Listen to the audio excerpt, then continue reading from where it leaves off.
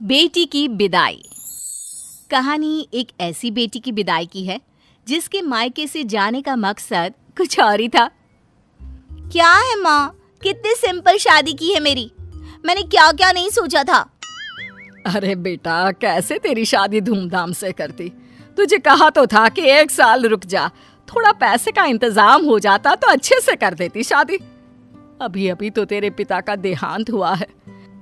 दुनिया तो बातें बना रही है कि पिता की मौत को 6 महीने नहीं हुए और बेटी को लव मैरिज करने की पड़ी है। बोलने तो जो बोलते हैं बोले, मैं किसी से नहीं डरती। अरे पर बेटा, बात तो सही है ना, कुछ दिन तो रुक जाती। वाह, क्यों रुक जाती? और मयंक को कोई और लड़की पसंद आ जाती तो क्या करते माँ, बोल। अरे पर बेटा, ऐसे डर कर क्यों रहना।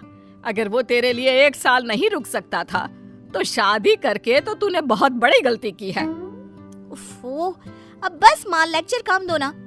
पापा की तबीयत काफी वक्त से खराब थी, सभी जानते थे कि उन्हें जाना है। फिर मयंक और मेरी शादी की उम्र भी तो हो रही थी। माँ क्या बोलती, बेटी से बहस करके अपना मूड खराब नहीं करना चाहती थी। मेघा के पिता का 6 महीने पहले ही देहांत हो गया था। पिता से बहुत ज्यादा प्यार करने वाले मेघा के भाई को कुछ होश ही नहीं रहता। बेटा आकाश, कब तक ऐसे पापा को याद करता रहेगा। जिंदगी में आगे बढ़ना है बेटा। हाँ, जैसे तुम और मेघा बढ़ गए।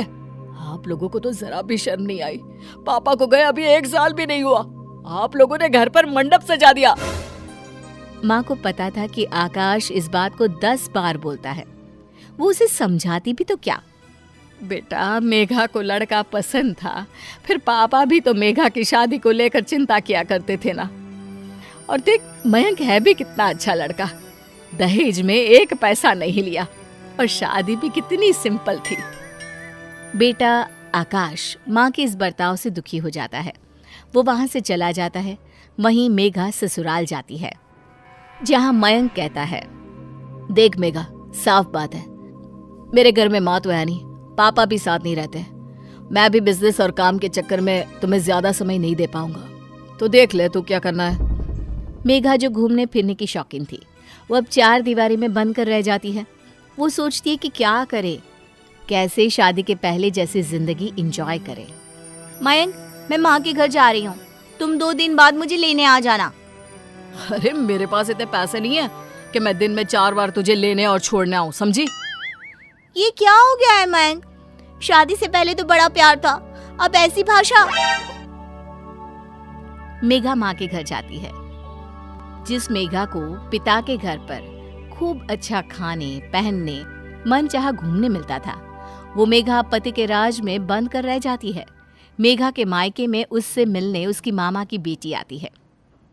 हाय मेघा, ये क्या पहना है? कोई डिजाइनर साड़ी नहीं ली? हाँ, वो क्या है ना, घर पर ही हूँ तो ये सिंपल सी। ये वही मेघा है जो सोने के लिए भी महंगे महंगे पजामे पहना करती थी। क्या हो गया मेघा, पति के पास पैसे की कमी है क्या? अब क्या था, मेघा को खुद पर गुस्सा आने लगता है।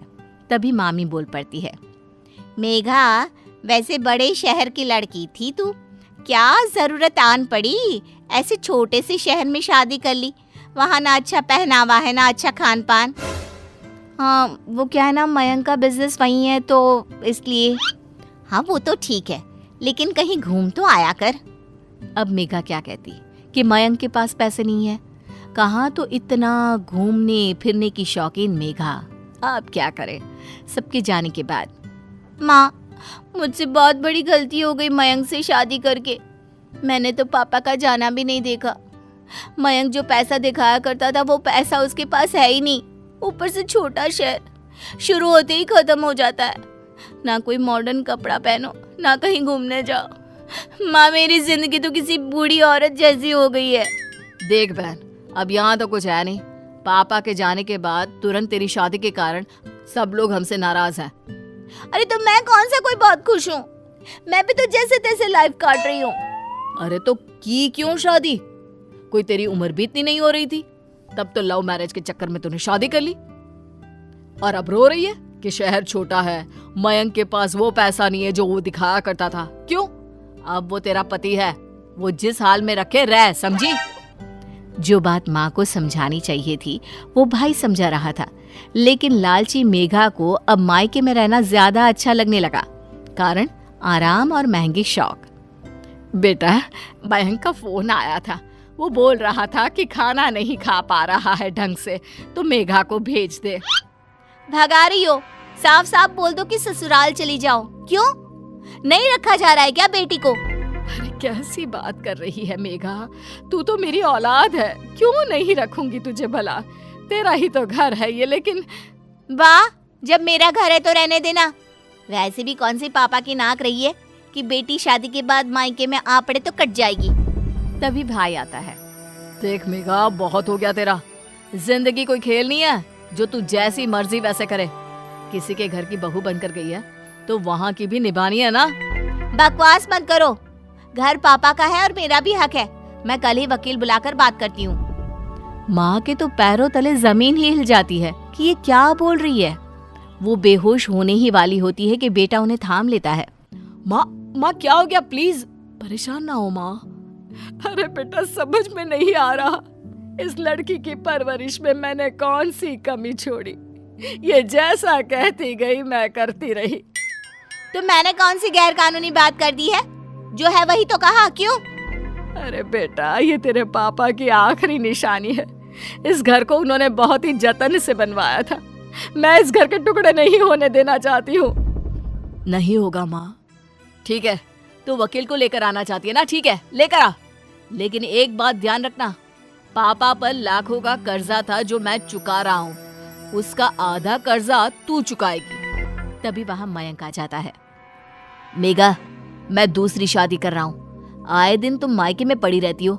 मेरे घर को तुम्हारी जरूरत है, लेकिन नहीं, तुम्हें तो अपने घर और परिवार से ज्यादा जरूरी बड़ा शहर पसंद है। वैसे तुमको ना ये बात शादी से पहले सोचनी चाहिए थी, लेकिन कोई ना। मेघा को समझ में नहीं आता कि ये क्या हो गया। कहाँ तो उसने एक ऐश की जिंदगी सोची थी, लेकिन हाय रे, ये क्या हो गया। नहीं प्लीज, आप लोग ऐसी बात ना करो। मैं कहाँ से पापा का कर्जा भरूंगी? मयंक, तुम दूसरी शादी क्यों कर रहे हो? मैं घर चलती हूँ, मुझे माफ कर दो। माँ, मेरी विदाई कर दो।